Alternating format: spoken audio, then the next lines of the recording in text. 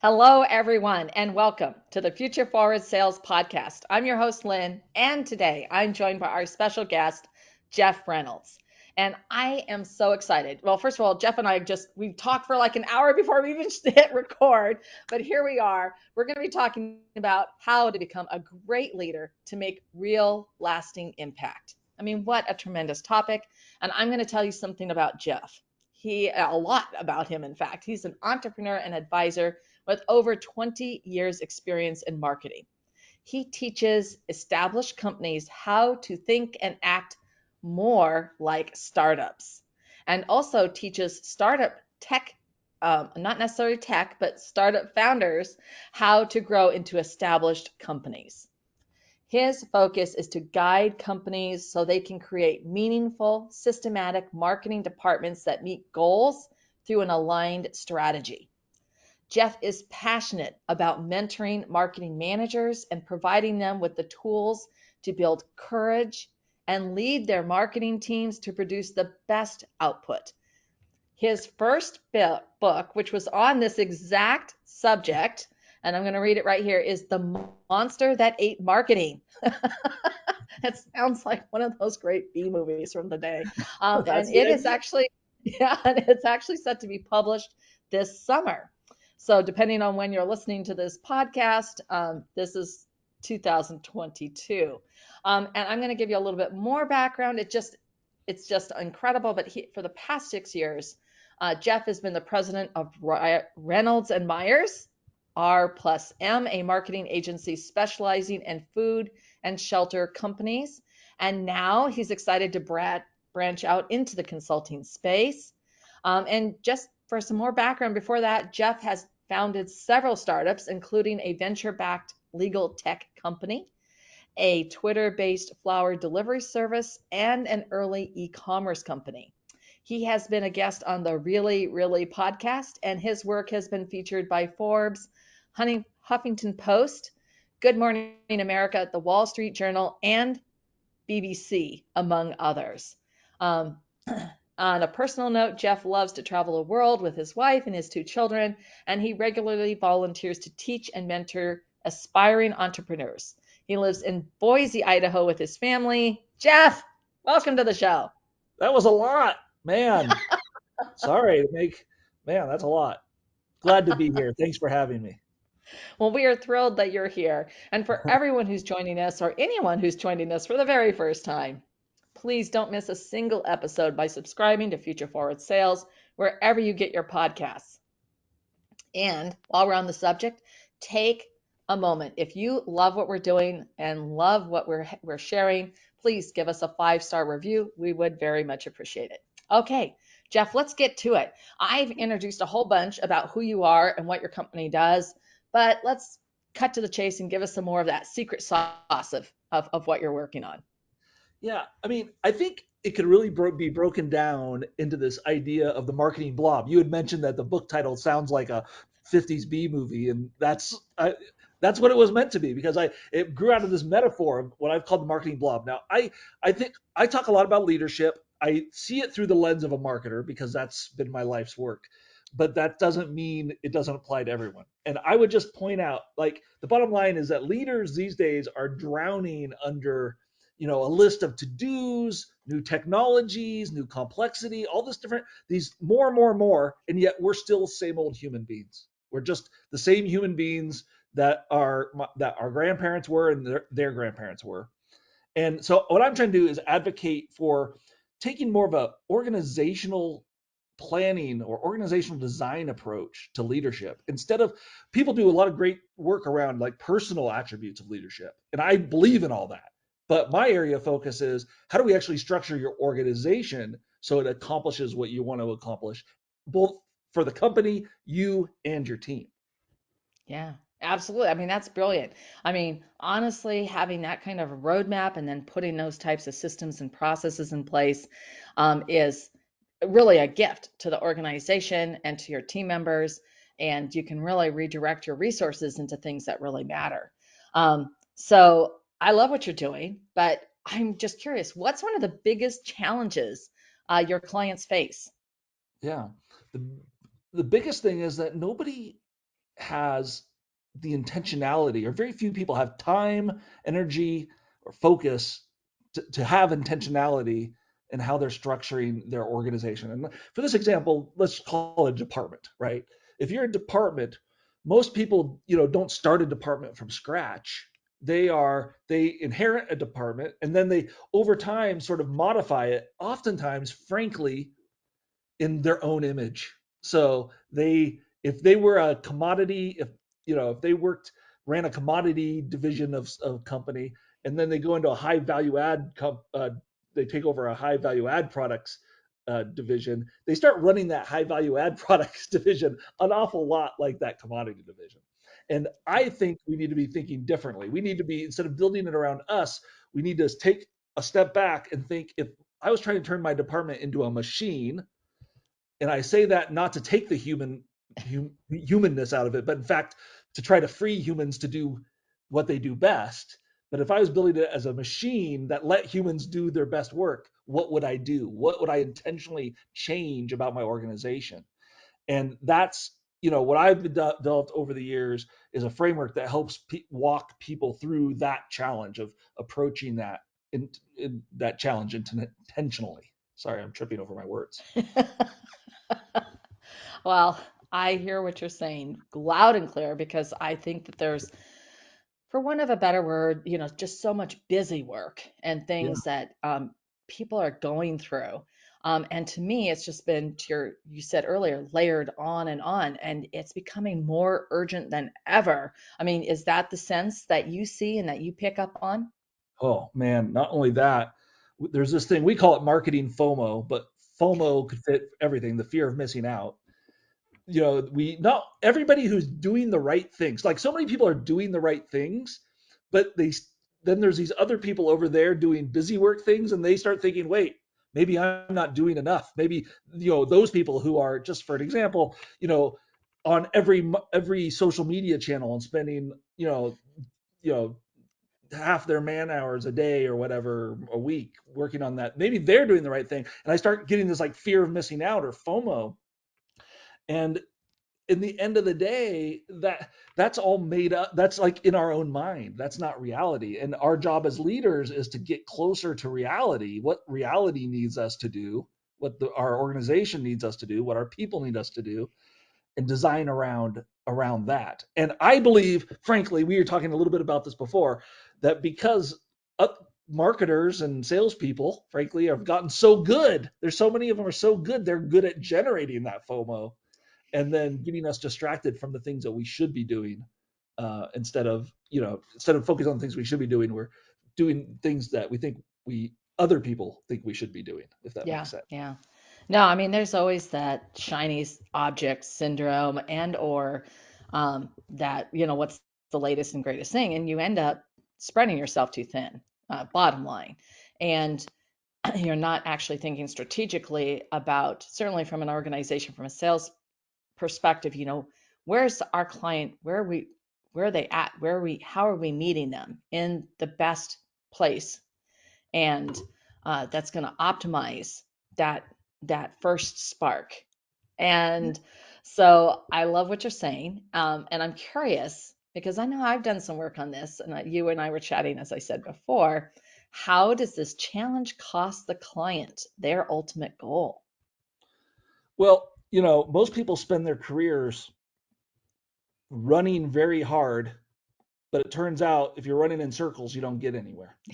And so the biggest cost is that you're directionally misaligned, that you can be as busy as heck, as accomplished as heck, as you can look at your to-do list every day and go, wow, I checked off all these items. But if you're checking off the wrong items, that is meaningless. You've missed the opportunity. So the Yeah, cost, a lot of times the cost is hidden because we don't see the things we could have been doing, right? We measure yeah, how good I was at doing this task. I was really good. It doesn't matter if it was the right, and we don't stop to ask whether it's the right task. And yes, and so yes. we need to define the right tasks for ourselves. That's what it comes down to. No, I couldn't agree more. And that is such an important. topic to get into because it sounds to me, I mean, I talk about unleashing your hidden profits Mhm. from that sales side of it, but this is a hidden critical success factor, and I'd love to hear more about how you deliver those. Yeah. Well, so we go through a process when we're talking with leaders, we go through sort of an audit process where we really try to get clear on some of the basics that we all know, right? But it seems so easy. Like goal, like what are your goals? What are you trying to accomplish? And you have to right size that term goal to the discussion, right? Because there's big Yeah, organizational goals and then there's daily goals and that sort of thing. But for this purpose of this conversation, we'll just call it goals. But the truth is, most people have never defined a goal in their life or very few goals, and let alone goals that they actually can control. So yeah, we work really hard to define those goals at various levels, and there's a whole process there.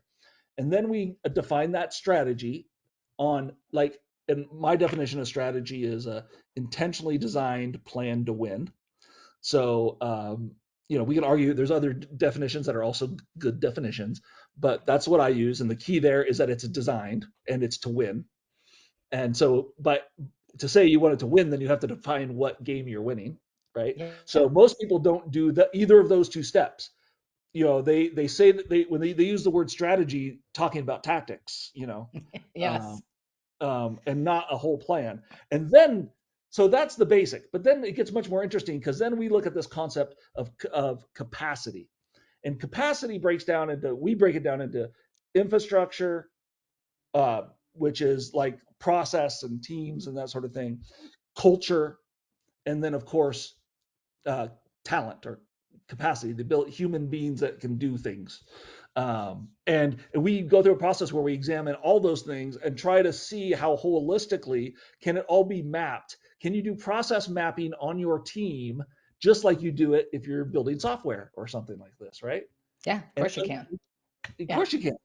And but you have to have clarity and understanding, and that takes courage. And so a lot of the time we spend is giving people courage that they actually have the skills and control over their life to do this work in the first place. Because if you don't yeah, believe that, you can't do it. yeah, that is really curious. Why do you think that courage is typically, or that experience with that vision, um, Mhm. is typically a blind spot? That's really intriguing to me.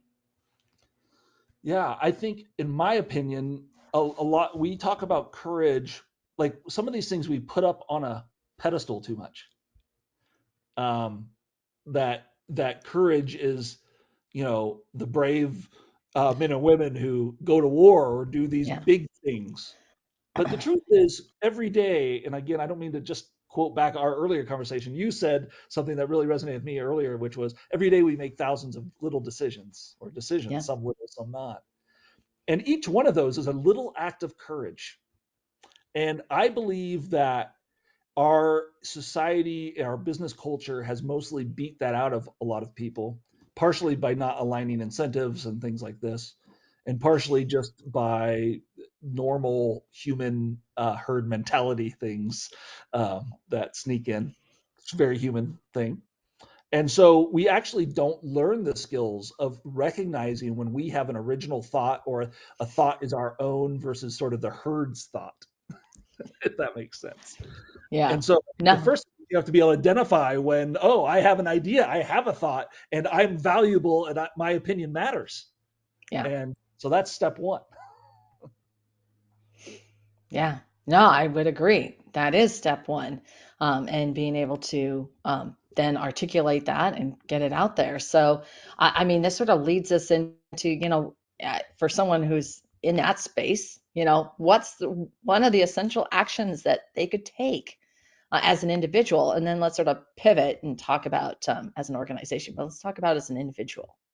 Well, there's a lot of things. We'll start with a basic one, which, so I talked about this model. Maybe I just need to give a little context to that. We all know Simon Sinek's golden circle, Yeah, the start with why thing, why in the middle, how, and then what. And his premise is that you need to sell the why. And I think a lot of us see a lot of value in that. But for leaders still live after you cast that vision or you have a clear why. They're, most of our life is spent in that how.